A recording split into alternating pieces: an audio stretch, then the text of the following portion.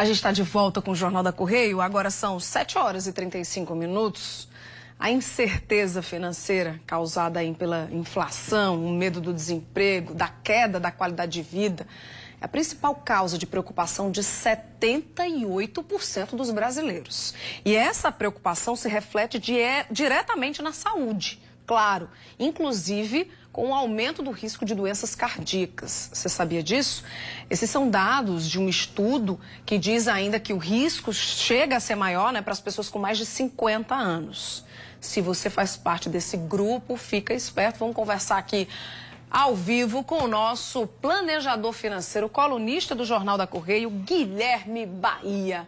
Meu amigo, a verdade é a seguinte, vou logo começar com a real. Quando mexe no bolso, não tem como a pessoa não se preocupar. Não tem como não ter sentimento ruim. Tem? Conte aí. Boa noite para você.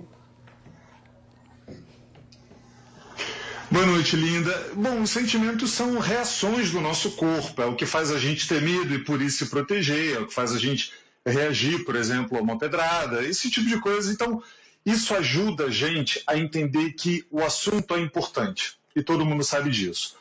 A grande questão é que, como animais racionais que somos, a gente não precisa ser levado pelos sentimentos e se deixar afetar de uma maneira além daquilo que o problema exige. O que eu quero dizer com isso é, o problema incomoda a gente? Incomoda. Eu já tive dor de cabeça. Acho que meus cabelos brancos, em parte, tem a ver com o que eu passei financeiramente na pandemia, quem não passou pelos seus perrengues. Então, de uma certa forma, o que a gente precisa saber é lidar com esses sentimentos. Com o sentimento, a gente precisa entender que ele é relevante, a gente precisa absorver, mas principalmente entender que qual foi a origem, qual é a saída e o que eu faço. Não é ficar paralisado pelo sentimento, mas ter uma postura de reação. Quando a gente tem medo de alguma coisa, a gente reage, às vezes acendendo a luz do quarto quando está com medo do escuro, ou algo nesse sentido. O espectador em casa entendeu o princípio nisso. E o que a gente precisa fazer é tomar pé da situação, para que no aspecto financeiro a gente também saiba se é uma questão de reduzir despesas, se é uma questão de buscar novos ganhos, o que fazer. Certamente não é uma medida para se desesperar, não é nada para que a família fique, ai meu Deus, levada pelo sentimento. Pelo contrário, que a gente aprenda a reagir da maneira adequada e mais saudável possível. Já que você deu liberdade de abertura para falar aí, de um momento que você também passou por esse perrengue, vou perguntar, quais foram as lições, você como hoje um planejador financeiro, um consultor, quais foram as lições que você tirou ou aprendeu nesse período que você estava com as contas aí problemáticas? Eu fiz uma faxina tem umas 2 ou 3 semanas lá em casa e eu joguei fora o contrato de uma renegociação lá em 2006, de quando eu tive que pagar 30 parcelas de R$ 144 por causa de uma dívida que eu me enrolei, que eu tive problemas e tudo mais. Por incrível que pareça, uma coisa que eu fiz foi parar de me preocupar com o dinheiro. O que eu fazia era basicamente o seguinte, na época, claro, eu estava solteiro, não tinha filhos, então minha vida me exigia menos preocupações.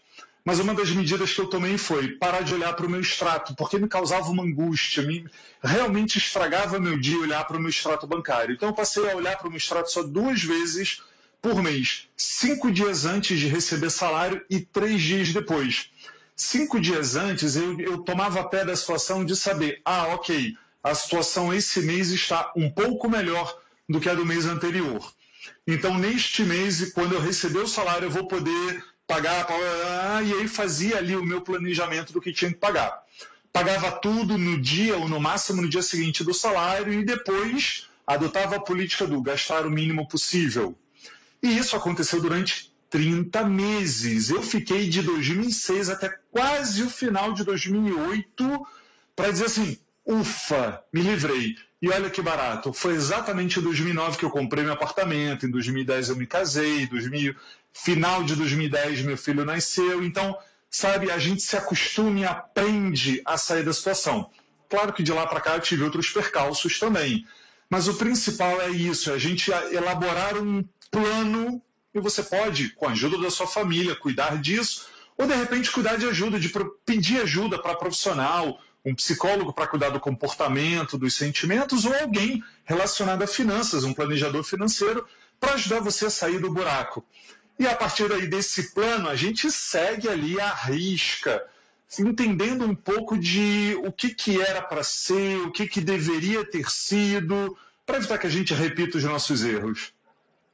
Tá certo, Guilherme. A gente agradece aqui também a sua participação e por você também ter, né, tido aí a abertura de trazer um exemplo próprio, um exemplo que você já passou sem ter vergonha nenhuma. Hoje é um baita profissional, um planejador financeiro, mas de dizer, de se humanizar e dizer assim, gente, eu já passei por isso, eu sei. E por isso que hoje você fala com tanta propriedade, né?